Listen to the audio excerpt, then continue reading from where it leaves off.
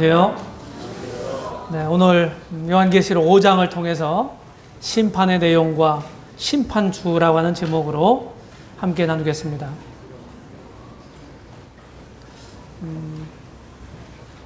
여기 요한계시록 5장은 어린 양 대신 예수 그리스도가 중심입니다.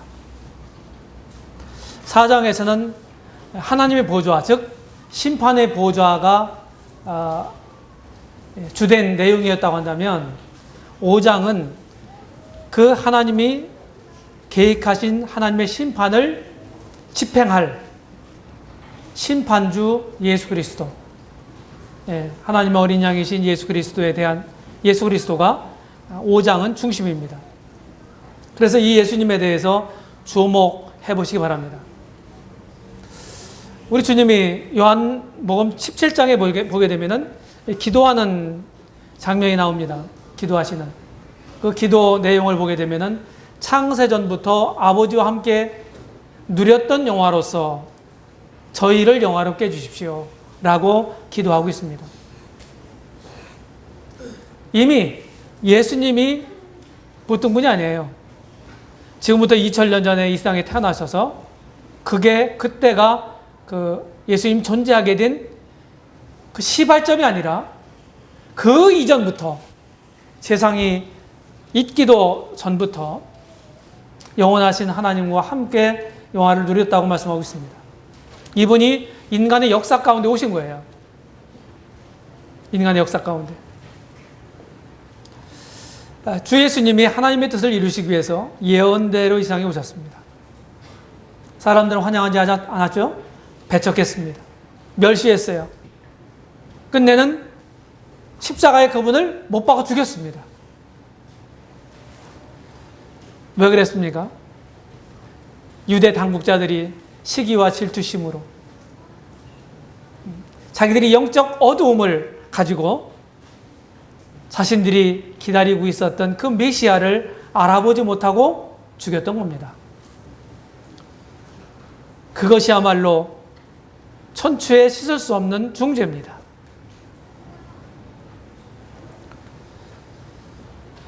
그런데 하나님이 그를 죽은 자 가운데 살리셨죠? 사람들이 죽였지만 하나님 살리셨어요. 그래서 모든 사람들의 구주와 주님으로 삼으셨고, 우리 주님의 사람들이 씌웠던 가시관을 씌웠던 그 머리에는 하나님이 존귀와 영광의 관을 씌우신 겁니다. 이제 누가 뭐래도 예수님은, 부활하신 예수님은 만왕의 왕이요 만주의 주가 되십니다. 하나님은 그를 지극히 높이셨습니다. 그래서 아직은 다가 아니지만 앞으로 머지않은 미래에 예수님을 알지 못하고 멸시하고 지금도 믿는다고 하지만 그분을 삶 가운데서 반역을 일삼고 있는 모든 사람들의 무릎이 그분 앞에 꿇을 날이 오게 될 것입니다. 이것이 빌립보서 2장에 있는 말씀이에요. 모든 입으로 예수님을 주님이라고 고백할 것입니다. 고백 아니할 수가 없을 거예요. 우리는 둘 중에 하나를 해야 됩니다. 마지 못해서 무릎을 꿇고 주님이라고 시인하든지, 아니면 자발적으로 그분 앞에 무릎을 꿇고 고백하든지. 뭐가 현명하겠습니까? 어떤 사람이 현명하겠어요? 산 자와 죽은 자를 심판하실 예수 그리스도 앞에서 내가 너를 엄히 명한다. 너는 말씀을 전파하라. 사도 바울이 디모데에게 이런 말씀을 했어요. 산 자와 죽은 자를 심판하실 예수 그리스도. 하나님은 예수님을 십자가 고난받으시고 다시 부활하신 이분을요, 모든 것들을 심판하실 심판주로 삼으셨어요. 오늘 살펴볼 이 본문의 계시록 5장에 그 내용이 소상하게 기록되어 있습니다. 첫 번째 단락에서 심판의 책과 심판주에 대해서 보겠습니다. 1절로 3절을 읽겠습니다. 내가 보매 보좌에 앉으신 이의 오른손에 책이 있으니 안팎으로 썼고 7인으로 봉하였더라. 보좌에 앉으신 하나님의 손에 책이 있어요. 그런데 봉인이 되어 있습니다. 아무나 열 수가 없어요. 2절에 보면 또 봄에 힘있는 천사가 큰 음성으로 외치기를 누가 책을 펴며 그 인을 떼기에 합당하냐니 하늘 위에나 땅 위에나 땅 아래에 능히 책을 펴거나 보거나 할 이가 없더라.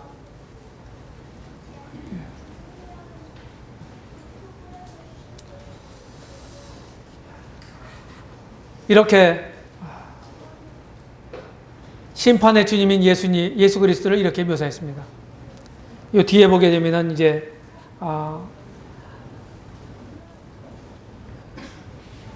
일곱 지파의 유대 지파의 사자 얼굴이죠?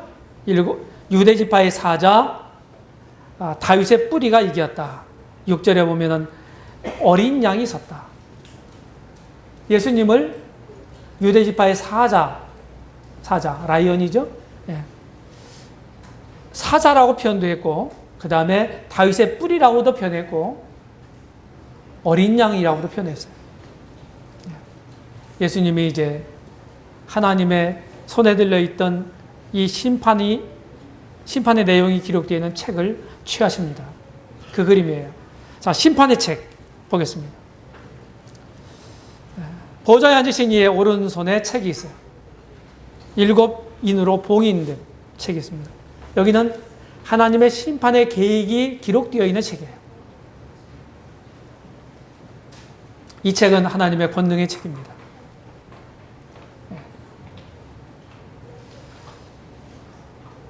오른손에 책이 있다. 성경에서 항상 오른손. 이제 유대인들도요, 우리와 뭐 비슷한 이런, 거기까지가 동양이니까 그런 비슷한 생각을 가지고 있었던 것 같아요. 왼손잡이 많죠, 지금은, 요새는요. 그냥 요새는 내버려 둡니다. 애들이 그냥 왼손으로 밥을 먹어도 그냥 내버려 둬요. 그전에는 왼손으로 밥을 먹으면 오른손으로 밥을 먹도록 교정을 해줍니다, 부모들이. 철저하게 그렇게 했어요. 그래서 성경에 가리키고 있는 오른손이라고 하는 것은 좋은 의미예요. 능력, 권능, 힘, 그런 걸 의미합니다. 하나님의 오른손에 이 책이 들려 있습니다. 그 다음에 심판 계획의 책이에요. 안팎으로 썼어요. 적당하게 심판을 하는 게 아니라 이 심판의 계획이 아주 자상하게 기록되어 있다고 하는 것입니다. 안팎으로 빼곡하게 써 있어요. 하나님이 심판의 내용을 다 정하신 겁니다. 친히. 아무렇게나 그때마다 그냥 임기응변적으로 심판하시는 게 아니에요. 이미 다 계획이 되어 있어요. 그 다음에 이 책은 봉인됐다고 그랬죠? 미공개된 책이다, 이 말이에요. 이 봉인을 떼서 열기까지는 아무도 이 내용을 알 수가 없어요. 이 심판의 책이 하나님 손에 들려 있습니다. 그리고 이 심판의 집행자를 보십시오. 힘 있는 천사가 질문이 있습니다. 누가 이 책을 펴며 그 인떼기에 합당하냐? 이렇게 질문하니까 요한이요. 이렇게 보니까 없거든요. 없어서 4절에 보니까 이 책을 펴거나 보거나 하기에 합당한 자가 보이지 않기로 내가 크게 울었다. 사도 요한은 지금 어디 있습니까? 하늘에 있는 거예요. 이리로 올라오라고 하는 초청을 받았지 않습니까? 거기서 사도 요한은 지금 크게 통곡하고 있어요. 하나님의 뜻이 이루어져야 되는데, 이 땅 가운데서 하나님의 뜻이 집행돼야 되는데, 심판이 집행돼야 되는데, 그럴 만한 사람이 없는 거예요. 집행자가 눈에 안 보이는 거예요. 적임자가. 그래서 사도 요한은 지금 울고 있는 것입니다. 왜 그런가요? 그는 이미 하나님의 위대하심을 보았습니다. 어무위하신 하나님을 보았어요. 비했어요.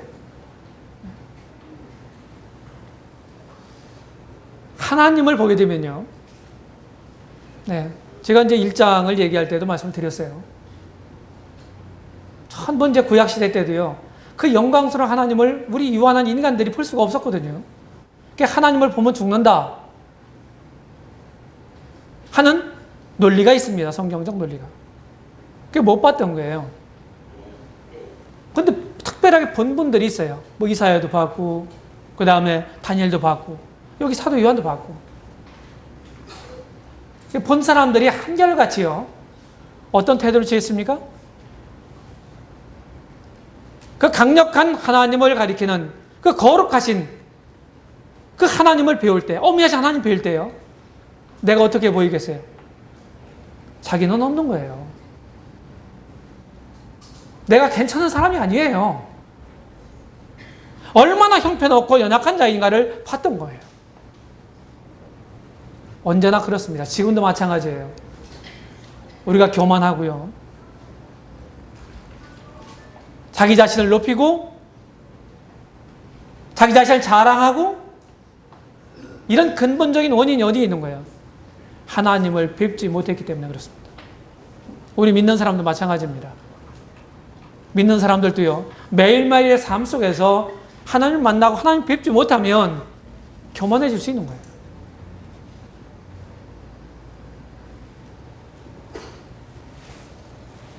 하나님의 거룩하심을, 어미하심을 보게 되면요. 내가 얼마나 연약하고 무가치한 존재인가 하는 것을 동시에 보게 되는 겁니다. 그 문제가 뭐냐? 우리 인간사에서 일어나고 있는 모든 문제들의 원인이 뭐예요? 하나님과의 관계가, 하나님과의 교제가 문제가 있기 때문에 그런 거예요. 항상 문제가 있습니다. 하나님과의 관계에 문제가 있는 거예요. 그런 문제부터, 그 원인부터 풀어가야 다 해결되는 겁니다. 자신 속에서, 그리고 다른 사람에게서, 환경에서 문제의 원인을 찾으려고 하면요. 그거는요, 끝도 없는 거예요. 내 자신 안에 문제가 있는 거고, 하나님과의 관계, 하나님과의 교제에 문제가 있는 거예요. 그럴 때 문제가, 대인관계에도 문제가 오는 겁니다. 그 원인을 고쳐야 되는 거예요. 그 다음에 사도 요한이 울은 이유가 뭡니까?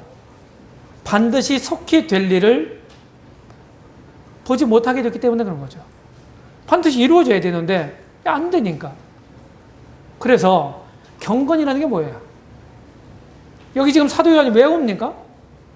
마땅히 하나님의 뜻이 이 땅 가운데 이루어져야 되고 집행이 돼야 되고 하나님 계획이 집행돼야 되고 이래야 됨에도 불구하고 그래서 집행할 만한 이 책임자를 못 찾은 거예요. 그러니까 운 거예요. 다시 말하면 하나님 뜻이 이행될 때 기뻐할 수 있고 하나님 뜻이 이행되지 않을 때, 실행되지 않을 때 울 수 있는 사람. 이 사람이 누굽니까? 이 사람은 경건한 사람인 거예요. 경건하다고는 말이 그냥 뭐 신비적이처럼 생각하지 마세요. 하나님 기뻐하시는 걸 기뻐할 줄 알고 하나님이 화내는 것을 화낼 줄 아는 이 사람이 경건한 사람이에요. 다시 말해서 요새 말로 하면 하나님과 코드가 맞춰져 있는 사람. 이 사람이 경건한 사람인 겁니다. 사도 요한은 경건한 사람이었어요. 세 번째로 심판에 이 집행할 적임자를 발견하게 되잖아요. 5절에 보게 되면 사도 요한이 발견한 이 심판의 집행자가 누구예요? 유다 지파의 사자입니다. 유다 지파의 사자는 모든 짐승들 중에서 가장 강한 거죠. 그렇죠? 그래서 좀 어려운 말로 모든 짐승. 그래서 그걸 백수라고 그럽니다. 뭐 그냥 놀고 먹는 사람을 백수라고 하잖아요. 그 말하고 틀린 거예요. 백수. 일백백자에다가 짐승 숫자예요. 모든 백수의 제왕이다. 이렇게 말을 합니다. 주님은 유다 지파이셨습니다. 야곱의 네 번째 아들이었죠. 네 번째. 그래서 야곱이 죽을 때 12아들들을 축복하잖아요. 창세기 마지막 부분에 나오는데요. 그때 유다는 사자 새끼로다 이렇게 말했어요. 연관이 있는 거예요. 이런 말씀들하고. 그 다음에 다윗의 뿌리라고 말합니다. 다윗의 뿌리. 뿌리는 뭡니까? 근원이잖아요. 근원. 네. 우리 조상의 뿌리를 찾아서, 역사의 뿌리를 찾아서 그러면 저 위로 기원으로 시작으로 거슬러 올라가는 거지 않습니까? 여기 뿌리라고 하는 말은 근원을 가리키는 말입니다. 다시 말하면 다윗도 유다 지파죠. 베들레헴 출신이죠? 그렇죠? 다윗의 자손이다 하는 말은 우리 주님의 인성을 가리키는 말이에요. 사람으로 태어났다. 다윗 자손으로. 그것이 마태복음 1장 1절에서 말하고 있지 않습니까? 아브라함과 다윗의 자손, 예수 그리스도의 세계라. 여기 뿌리라고 하는 말은 다윗보다도 더 먼저 존재했던 분이다. 좀 어려운 말로 선재한 분이다 이 말이에요. 그럼 뭘 얘기하는 거예요? 예수님의 신성을 가리키는 말입니다. 신성. 예수님은 하나님 아들이시고 하나님이세요. 그 다음에 그리스도의 승리가 있습니다. 다윗의 뿌리가 이겼다. 어떻게 이기셨나요? 사단과 죄의 세력과 죄의 권세, 이런 모든 악의 세력들을 무엇으로 그들을 정복할 수 있었습니까? 십자가의 죽으심과 부활하심을 통해서입니다. 마귀가 어떤 존재예요? 마귀의 꼬임에 넘어가서 우리 사람들이 죽음이 왔죠. 인간 사이에. 그렇잖아요? 창세기 3장에 있지 않습니까? 마귀가 어떤 자예요? 사망의 권세를 잡은 자라고 히브리서 2장에서 말씀하고 있어요. 사람들이 제일 무서워하는 게 뭐예요? 죽음이에요. 죽기를 두려워하고 있어요. 사람들이. 성경에 있는 말이에요. 우리 다들 죽기 두려워하잖아요. 그런데 우리의 원수인 죽음, 이 죽음으로 죽음의 문제를 해결하신 분이 누구예요? 예수 그리스도예요. 참 하나님이 하시는 방법은요, 우리가 종종 이해가 되지 않습니다. 사망을 통해서 사망에 두려워하고 있는 사람들의 그 죽음에서 건지시기 위해서 어떻게 했어요? 아드님의 죽음이 필요했던 거예요. 그래서 죄의 세계를 평정하셨어요. 그분을 죽은 자 가운데 다시 살리심으로 어떻게 했습니까? 죽음을 이기셨다고 하는, 정복했다고 하는 증거를 우리에게 보이신 겁니다. 죄를 이기셨어요. 사망을 이기셨습니다. 세상을 이기셨습니다. 사단과 악의 세력을 이기셨습니다. 그리고 지옥도 이기셨어요. 이제 믿음으로 그분 안에 들어가게 되면요, 우리 주님이 경험했던 그것을 고스란히 우리도 경험할 수 있어요. 주님의 그것이 우리의 것이 되는 겁니다. 믿는 사람의 것이 되는 거예요. 이게 그리스도 안에 있다고 하는 의미입니다. 얼마나 놀라워요. 그리스도 안에 있는 사람은 그분과 같이 됩니다. 그분이 누리고 있는 모든 권세를 동일하게 누리게 됩니다. 그분이 계신 곳에 항상 그분과 함께 있게 됩니다. 이게 그리스도 안에 있는 분복입니다. 어떻게 그리스도 안에 있게 되나요? 우리는 믿음으로 그 안에 들어감을 입게 되는 겁니다. 두 번째 단락에서 이제 6절, 7절에 보게 되면, 또 내가 보니 보조와 네 생물들과 장로들 사이에 어린 양이 섰는데 일찍 죽임을 당한 것 같더라. 7뿔과 7눈이 있으니 이 눈은 온 땅에 보내심을 입은 하나님의 7 영이더라. 이 표현은 성령을 가리킨다고 말씀드렸죠. 7절. 어린 양이 나와서 보좌에 앉으신 이의 오른손에서 책을 취하시니라. 네. 사람들에게 배척을 받고요. 침뱉음을 받고. 복음서에 보게 되면 얼굴에 침을 뱉었죠.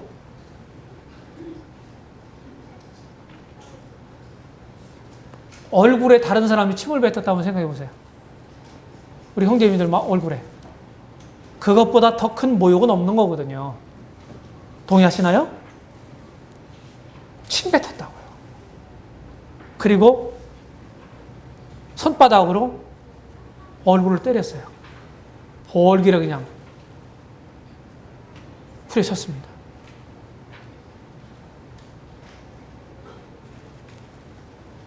그리고 가장 그 당시에 어떤 신분도 갖고 있지 않고 가장 고통스럽게 죽임을 당하는 처형법이 뭐였냐면 십자가형이었어요. 십자가형. 당시 로마 제국이 통치했죠. 로마 제국의 시민권은 십자가에 못 죽었습니다. 십자가형을 안 했어요. 로마 시민권자는. 사도 바울이 그래서 십자가형을 안 받은 겁니다. 태어날 때부터 시민권을 가지고 있잖아요. 사도 바울이. 근데 베드로는요. 베드로는 안 가지고 있잖아요. 그러니까 십자가에 죽은 거예요. 똑같은 사도가 같이 주님을 섬기다가 나중에 순교를 당하는데도 이렇게 사형법이, 죽는 방법이 달랐던 거예요. 이유가 거기 있었던 것입니다. 그러니까 우리 주님이요. 침뱉음 당하시고 멸시당하고 그냥 따기 맞고 십자가형을 받았다고 하는 건요. 세상에서 이것보다 더 무시당하고 천대받고 멸시받고 고통받은 것이 아니다. 이것보다는 더 없다는 거예요. 근데 이분이 죽음을 이기셨습니다. 죽은 자 가운데 살아나셨어요. 그리고 승천하셨어요. 히브리서 2장 9절에 보게 되면 하나님께서 그의 머리에 영광과 존귀를 관을 씌우신 예수를 보니 히브리서 기자가 그 예수님을 봤어요. 어떤 분? 멸시당하는 예수님이 아니라 영광과 존귀로 관을 쓰고 계신 그런 예수님을 봤단 말이에요. 우리도 그 예수님을 봐야 되는 거예요. 예배 드릴 때도 그분을 기억해야 하는 것입니다. 십자가에서 죽어버리고 만 그런 예수님을 우리는 모시고 있는 게 아니에요. 살아나셨고 천국의 중심에 계시고 영광 가운데 계시고 모든 천사들, 모든 피조물들이 그분 앞에 무릎을 꿇고 경배하는 살아계신 하나님, 살아계신 예수님, 그분을 우리가 섬기는 겁니다. 천국의 중심에 계세요. 예수님이. 그러면은 그분을 믿은 사람들, 그분의 사람들은요, 예수님이 천국의 중심에 계시면 그 사람들도 천국의 중심에 있게 되는 거예요.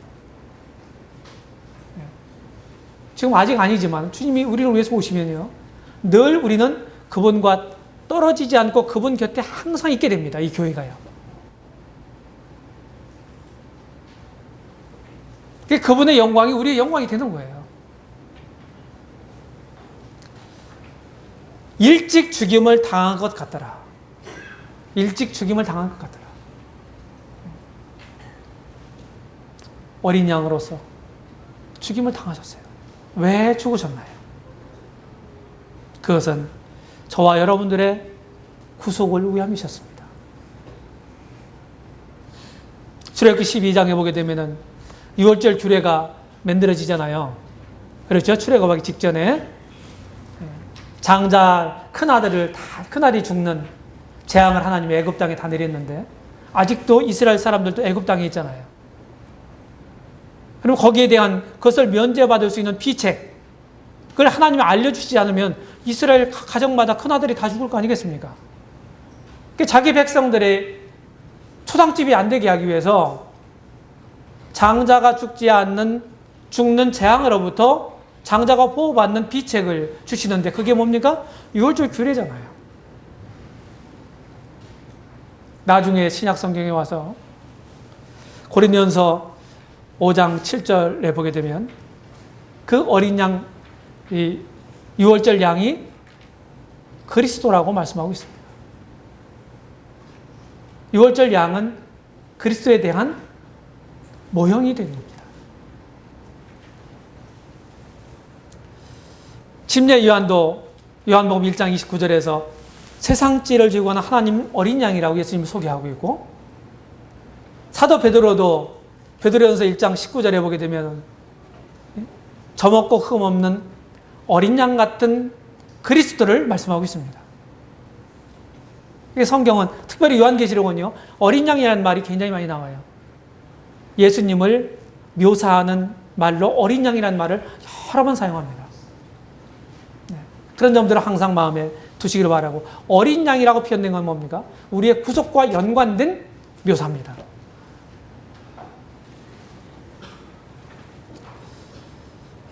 우리 주님의 능력과 지식, 그리고 주권이 어떤 것입니까? 7뿔을 가졌다. 7은 완전 씁니다. 짐승들 보게 되면 뿔 있는 짐승들이 있죠. 그게 뭡니까? 공격하고 방어할 수 있는 무기잖아요. 뿔 있는 짐승들은. 뿔이 없는 짐승들은 어떻습니까? 이나 발입니다. 이걸로 막 핥히고, 호랑이 같은 것들이 그러잖아요. 사자 같은 것들이 뿔이 없잖아요. 이 7뿔은 이상적인 힘과 능력을 가진 것을 의미합니다. 우리 주님이 우주 가운데 최고의 권능자로 계신다는 사실을 말해주고 있는 거고, 7눈은 뭡니까? 눈. 이상적인 지식을 말합니다. 지식, 지혜. 그러니까 우리 주님 앞에 숨길 수 있는 건 아무것도 없는 거죠. 책을 취하시니라. 누가 취해요? 어린 양이신 우리 주님이 취하시는 거예요.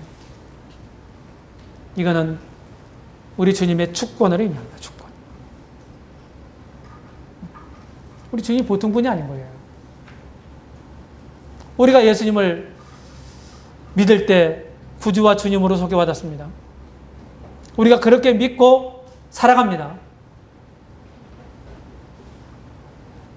우리 그리스도인들이 삶 속에서 신앙생활을 해가면서 예수님을 주님으로 인정하고 주님으로 대접하는 삶을 살아간다면 그 신앙생활은요, 성공적인 신앙생활일 거예요. 다시 말하면 예수님의 주권이 나타나는 삶, 예수님의 주권을 인정하는 삶. 그 예수님의 주권이 인정한 삶은 내 뜻이 있겠어요, 없겠어요? 내 생각이 있겠어요, 없겠어요? 없는 겁니다. 주님의 뜻만 있는 거예요. 내 삶 속에 주님의 뜻만이 서는 거예요. 그러면 내가 손해가 보네요? 내가 손해를 봅니까? 우리가 그렇게 오해할 수 있는데 천만의 말씀입니다. 그건 손해가 아니에요. 이득이지. 불행이 아니라 행복이지. 우리 주님의 뜻대로 내가 살아가는데 손해를 본다. 있을 수 없는 일이에요. 왜 그렇습니까? 예수님은, 우리 주님은요, 진짜 우리가 행복해지기를 바라고요, 우리가 잘 되기를 바라시는 거예요. 그 잘 된다고 하는 개념을요, 내 생각으로 정의하지 마시기 바랍니다.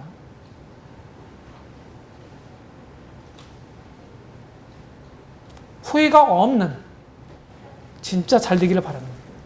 잘 되는 거 갔다가 나중에 지나가 보면 후회스러운 일이 있지 않습니까? 그런 거 말고요.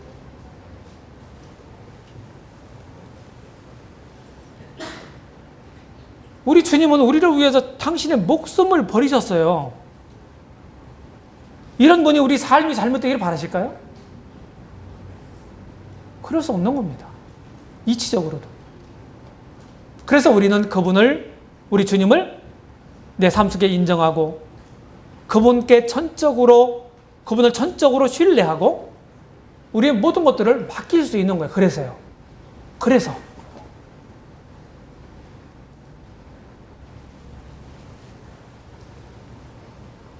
예수님의 권세가 어떤 것입니까?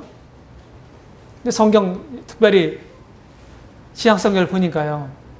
우리 주님이 이제 소위 지상명령이라고 하는 말씀을 하면서 마태복음 28장 18절에 보게 되면 하늘과 땅의 모든 권세를 내게 주셨으니 그러므로 너희는 가서 이렇게 말씀하고 있지 않습니까? 하늘과 땅의 모든 권세, 이게 뭘까? 제가 곰곰이 생각해 본 적이 있습니다. 신약성경에 전반적으로 널려 있는 이런 말씀을 한번 생각해 봤어요. 첫 번째는 창조권이에요. 창조권. 신약성경에 4번이나 예수님이 우주 만물을 만드셨다고 분명하게 말씀합니다. 만들어진 건 누구 겁니까? 누구 거예요? 만든 분의 것이죠. 동의하시나요? 그럼 저도, 여러분들도 예수님이 나를 만드신 분이라는 거예요. 그분이 내가 주님이라고 안 불러도 주인이에요. 그런데 우리는 믿음으로 주님으로 삼았잖아요? 너무나 타당한 것이죠. 당연한 거예요. 그 다음에 임용권. 우리 주님은 당신의 일에, 당신의 뜻을 성취할 사람들을 불러 쓰실 수 있는 임용권자예요. 우리 스스로 나서는 게 아니다 이 말입니다. 주님 필요가 있잖아요. 그 필요에 적임자를 그때그때마다 불러 쓰시는 거예요. 그래서 우리 주님의 일꾼들에게, 주님의 종들에게 가장 중요한 요소가 뭐냐면 그분으로부터 부름을 받았냐 안 받았냐, 이 문제예요.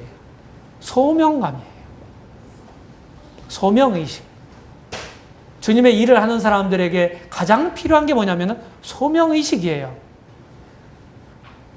소명의식이 없거나 부족하면 일은 맡고 있어도 잘 못하는 거죠. 나를 이 일에 부르셨다. 이 소명감이 굉장히 중요한 겁니다. 그것이 모든 어려움들을 헤쳐가게 만드는 겁니다. 그 다음에 또 하나는 통치권이에요. 다스린다 이 말입니다. 모든 만물 다 다스리세요. 우리를 다스리실 뿐만 아니라 천사의 세계도 다스리시고 이 세상에 다스리시고 인간의 모든 인간사를 다 다스리시는 거예요. 나중에 실제로 이 땅에 오셔가지고 1000년 동안 통치하시잖아요. 만왕의 왕이여 만주의 주로서 모든 왕들이, 모든 주들이 그분 무릎 앞에 무릎 꿇을 거예요. 그것이 만왕의 왕, 만주의 주라고 하는 의미입니다. 모든 왕들의 왕이시고 모든 주인의 주가 되신다 이 말이에요. 그분이 누구? 우리가 섬기는 예수 그리스도, 우리 주님이시다 이 말입니다. 그 다음에 심판권이 있어요. 네, 오늘의 주된 얘기, 심판권. 요한복음 5장에 보게 되면요, 인자됨을 인해서 심판하는 권세를 다 아들에게 맡기셨다 그랬어요. 아버지께서는 아무것도 심판하지 아니하시고 다 아들에게 맡기셨다 이렇게 말씀하고 있어요. 우리 주님이 다 심판하시는 거예요. 심판이 여러 종류가 있죠? 거기에는 그런데 심판주는 동일한 인물이십니다. 우리 주님이세요. 이런 권세, 막강한 권세를 가지고 계세요. 이분을 우리가 섬기는 겁니다. 주인 잘 만났죠? 어떻습니까? 최고의 주인을 섬기는 거예요. 최고의 주인을. 그래서 세 번째 마지막 달라고 그래요. 8절로 14절에 보게 되면 심판주의 영광이 있습니다. 심판주의 영광. 여기 네 생물과 장로들의 예배가 있습니다. 네 생물과 8절에 보면 책을 취하심에 네 생물과 24 장로들이 어린 양 앞에 엎드려 각각 검은 고와 향이 가득한 금대접을 가졌으니 이 향은 성도의 기도들이라 그랬습니다. 네 생물은 천사들 중에 한 부류다. 그룹 정도로 이렇게 봅니다. 여기 24 장로들은 뭐라고 그랬어요? 누구라고 그랬어요? 정체성이 뭐라고 그랬습니까? 신약교회다 말씀드렸습니다. 지난 시간에. 여기서 지금 어린 양 앞에 엎드려 있어요. 엎드려 있어요. 하늘에서도 검은고가 연주가 되면서 찬양하고 있죠. 진짜 우리나라 전통악기인 뭐 검은공, 검은고라 이렇게 돼 있는데 다른 악기일 수 있죠. 하여튼 현악기 같습니다. 찬양하고 있어요. 기도를 금대접에 가득 담아 올리고 있습니다. 기도를 구약적 표현은요, 뭡니까? 향연이라고 해요, 향연. 향을 피워서 올라가는 그 연기 있잖아요. 그걸 보고 향연이라고 그러거든요. 그래서 성막이나 성전에도 그 향을 피우는 향단이 있었어요. 뭐 분향단이라고도 하고 금을 입혔다고 해서 금향단이라고도 하는데 거기에 늘 향이 펴 있었어요. 그것이 기도를 의미했습니다. 예. 이 성도들의 기도들이라 여기 이렇게 설명을 해설을 하고 있지 않습니까? 그리고 새 노래로 찬양하고 있어요. 새 노래.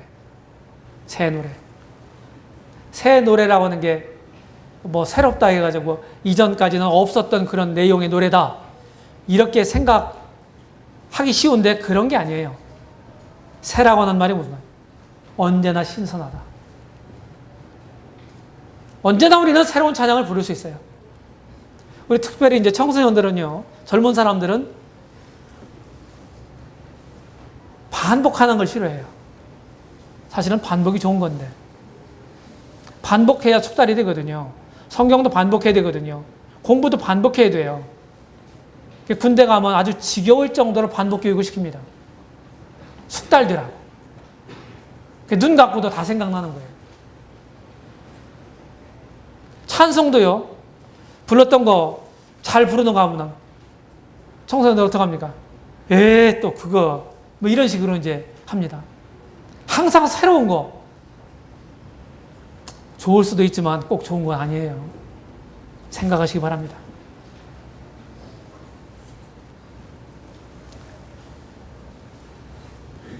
새 노래를 찬송하고 있어요. 뭡니까?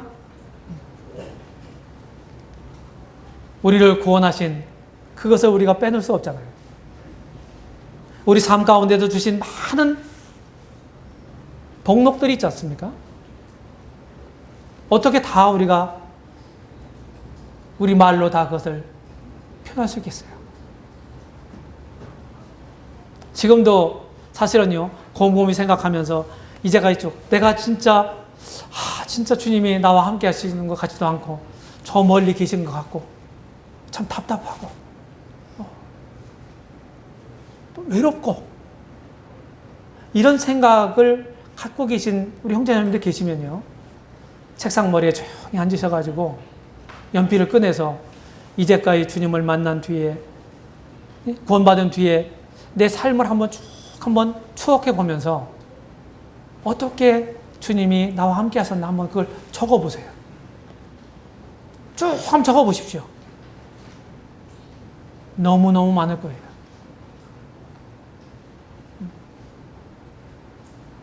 우리는요, 어떠한 처지에 있어도요, 예배할 수가 있고 감사할 수 있고 찬양할 수 있는 거예요. 우리가 충만할 때만 찬양하는 게 아닙니다. 그렇다면 우리는 진짜 입을 벌려서 찬양하고 감사할 시간이 그렇지 않을 시간보다 더 없을 수 있습니다. 우리는 언제나 입을 벌려서 감사할 수 있어야 돼요. 천사들도 예배하고 있습니다. 천사들이 둘러서서 11절에 보게 되면 또 내가 보고 들음에 보좌와 생물들과 장로들을 둘러선 많은 천사의 음성이 있으니 그 수가 만만이요 천천이라. 네, 천사들도 둘러서 있어요. 천사들이 몇 명이다, 수가 얼마다 이렇게 정확하게 성경이 묘사하고 있지 않아요. 그냥 많다 이런 식으로만 표현되어 있습니다. 성경의 표현을 보게 되면 여기 만만이여 천천이라 그래가지고 뭐 10,000 곱하기 10,000, 1,000 곱하기 1,000 더해가지고서 뭐 얼마 몇이다 이렇게 계산해야 할 수고를 뭐 필요하지 않은 것 같습니다. 우리 주님이 대제사장 하속들과 로마 군병들 앞세워서 가룟유다가 주님을 잡으러 왔을 때 12영이나 더 되는 천사들을 내가 불러서 너희들을 제지할 수 있다. 주님 말씀하세요. 12영. 영은 로마 군대 단위입니다. 한 뭐 여단급 정도 된대요. 여단급. 한 6, 7천 명 정도. 그러면 거기다 곱하기 12를 해가지고서 뭐 수를 또 계산해야 합니까? 그런 건 아니에요. 아니, 많다고는 피해. 하나님을 찬양, 하나님 모셔 섬기고, 그리고 구원 얻은 후사들을 위해서 보내심을 받는 부리는 영이기 때문에 필요한 수만큼 창조하셨을 거예요. 천사들은 우리 사람들과 다르게 결혼을 하지 않아요. 생산하지 않습니다. 천사들은 아까 백모형 형제가 간증을 했는데 그런 고민이 없을 겁니다. 그리고 생산도 없을 뿐만 아니라 죽음도 없어요. 천사들은 영이기 때문에 몸이 없어요. 그것이 우리 사람과 다른 점이에요. 천사들은 하나님을 찬양하는 일 뿐만 아니라 구원받은 우리들을 섬기는 우리의 뭡니까? 부리는 영들이에요. 사역시키는 영들이다. 그래서 유대인들 생각에는 항상 구원받은 한 사람에 한 사람씩 수호 천사를 붙였다. 이렇게 생각했습니다. 유대인들 생각에는. 베드로가 감옥에 갇혔을 때 뭐 교회가 기도하잖아요. 근데 풀려나가지고서 그 집에 갔을 때 노크를 하니까 로데라는 계집아이가 나오잖아요. 근데 베드로인 줄 모르고 베드로를 수호하는 천사로 알았어요. 베드로 천사로. 근데 그런 말 속에 그런 뉘앙스가 들어있는 겁니다. 그러면 그 말이 사실이라면 저의 수호 천사가 있을 거 아니겠어요? 형제자매들의 수호 천사가 있을 거 아니에요?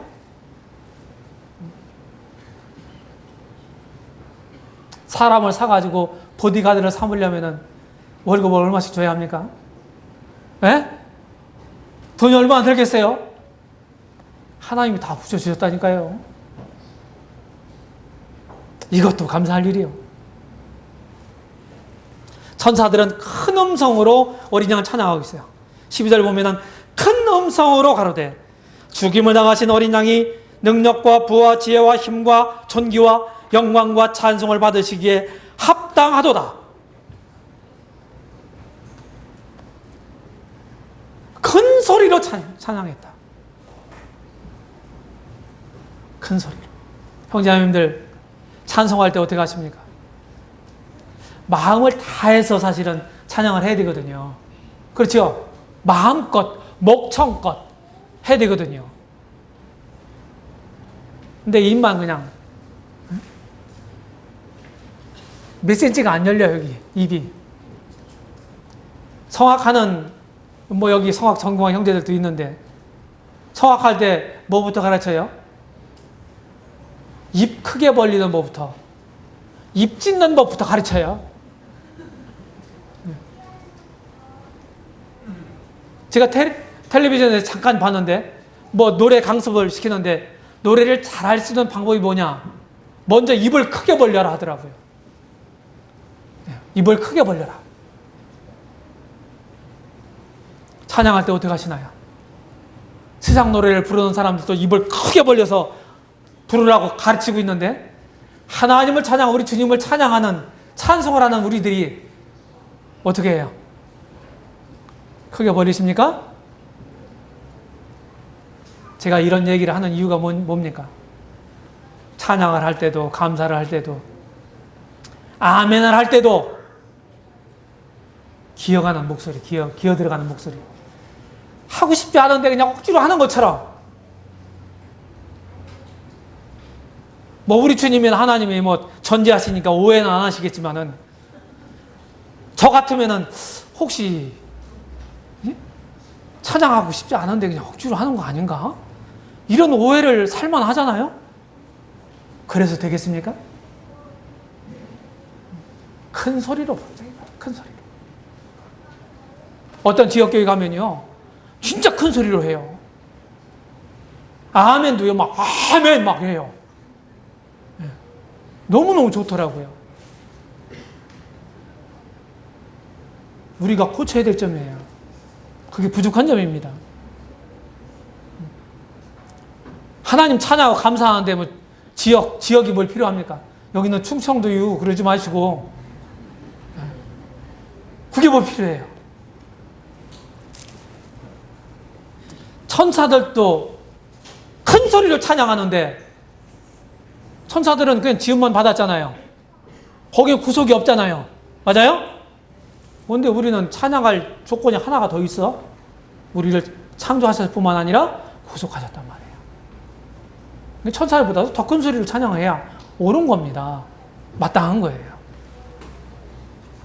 어린 양에 대한 예배 자료가 지금 12절 읽은 말씀처럼 이렇습니다. 능력, 부, 지혜, 힘, 존귀, 영광, 찬송.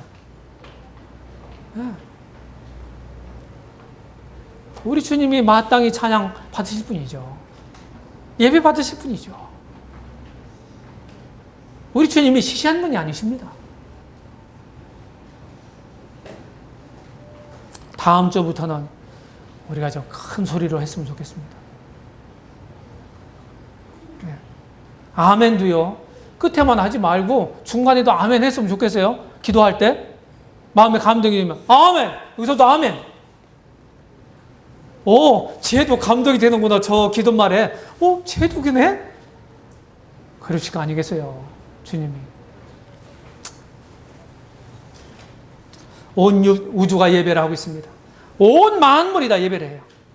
자, 13절 보세요. 또 내가 들으니 하늘 위에와 땅 위에와 땅 아래와 바다 위에와 또 그 가운데 모든 만물이 가로되. 보세요. 하나님과 어린 양을 찬양 않는 존재들이 있나요? 하나님의 이 피조 세계에서 다 찬양하잖아요. 이건 마땅한 거예요. 주님을 아직 알지 못하시고 구원받지 못하신 분들, 여러분들도요, 하나님이 예수님 창조하셨다고요. 어쩌다가 그냥 갑자기 내가 생겨난 게 아니란 말이에요. 그러면 이 이유 한 가지만으로도 찬양할 근거가 있다 이 말이에요. 근데 거듭난 분들, 구원받은 분들은요, 거기다 한 가지 더 알고 있잖아요. 뭐예요? 나를 구원하셨답니다. 나를 구원하셨다. 모든 만물이 다,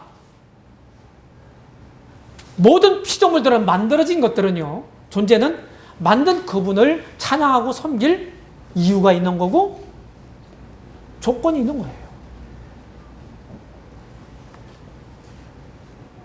이 땅에서 사는 삶은, 여기 천국의 저 하늘나라의 모습을 지금 사도 요한이 보고 지금 기록하고 있지 않습니까? 그렇죠? 거기는 참 예배예요. 어떤 사람이 그런 말을 했어요. 이 땅에 사는 삶이 천국에 사는 삶의 연습이다. 훈련이다 이 말이에요. 훈련.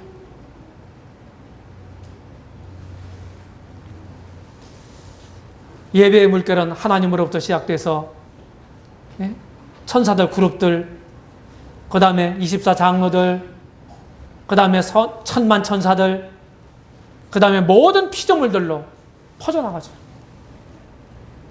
하나님을 찬양 안 할 존재는 없어요. 결론을 생각해 보죠. 첫 번째로, 우주의 경배 대상인 예수 그리스도를 경배해야 합니다. 이건 당연하고 마땅한 거예요. 소극적으로 표현하자면요, 우리가 살아가는 동안에 그분의 이름에 누가 되면 안 되죠. 그렇죠? 그 다음에 그분의 뜻에 반해서는 안 됩니다. 그분의 교회에 해가 돼서는 안 되는 거예요. 적극적인 차원에서 어떻게 됩니까? 주님과 함께 이 교회를 충성스럽게 섬겨가야 합니다. 세워가야 돼요. 주님이 이 교회를 지금 세우고 계시죠? 주님의 뜻을 받들어 주님과 동역할 수 있는 방법이 뭔가요? 그분과 함께 이 교회를 세워가는 겁니다. 주님이 희생하셔서 이 교회를 사셨잖아요. 그렇죠? 그러면 내가 그 주님의 희생을 힘입어서 구원받은 내가 그분이 애써서 세워가고 있는 이 교회를 위해서 우리가 뭐를 해야 될까요? 당연히 헌신하는 게 필요한 거예요. 여기로부터 나온 거예요. 진정한 헌신은 여기로부터 비롯되는 겁니다. 교회가 억지가 그래서 아닌 거예요. 그 다음 두 번째로 천국의 중심이신 그리스도를 우리가 섬겨야 합니다. 그분이 주신 소명을 따라서, 주신 소원을 따라서, 비전을 따라서, 그 다음에 주신 은사를 따라서 섬기는 거예요. 그래서 진정으로 구원받은 참된 크리스찬들은요, 노는 사람이 있어서 안 되는 거예요. 이 교회를 몸으로 비유했죠? 신약성경에서. 맞죠? 특별히 바울 서신에서. 몸 안에 이런 지체들이 다 붙어 있죠. 그렇죠? 이 모든 지체들은 다 몸을 우야하고 있습니다. 동의하시나요? 그리고 한시라도 쉬고 있는 게 있나요? 쉬지 않고 기능을 하고 있습니다. 그래야 몸이 건강할 수 있는 거예요. 이것이 교회의 비밀이에요. 노는 사람이 있으면 안 된다 이 말이에요. 내가 진짜 구원받은 지체라면 내가 놀고 주님의 일에 대해서 무관심하고 그러면은 내가 속해 있는 그 몸된 교회는요, 온전한 교회가 아닌 거예요. 지금 병들어 있는 거거든요. 불구가 되어 있는 거예요. 우리가 그렇게 해서는 안 되잖아요.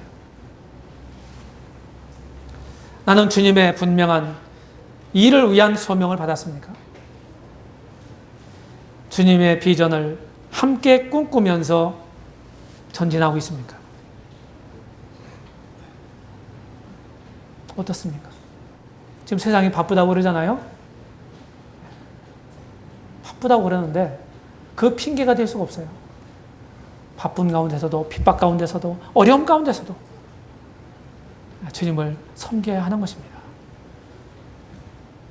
먼저 뭔가를 열심히 하려고 하는 생각보다도 근본적인 이 마인드를 성경적으로 바꾸는 일이 필요한 거예요. 그러면 자연스럽게 흘러나오는 것입니다. 우리 모두가 다 그렇게 하기를 바랍니다. 그래서 내 삶이 주님께 헌신하는 게 뭐예요? 하나님 기쁘게 받으실 거룩한 산지사라고 그랬잖아요. 그것이 영적인 예배라고 말씀하고 있습니다. 내 삶이 예배가 되는 삶이 되어야 되는 거예요. 이게 정상입니다. 기도하겠습니다.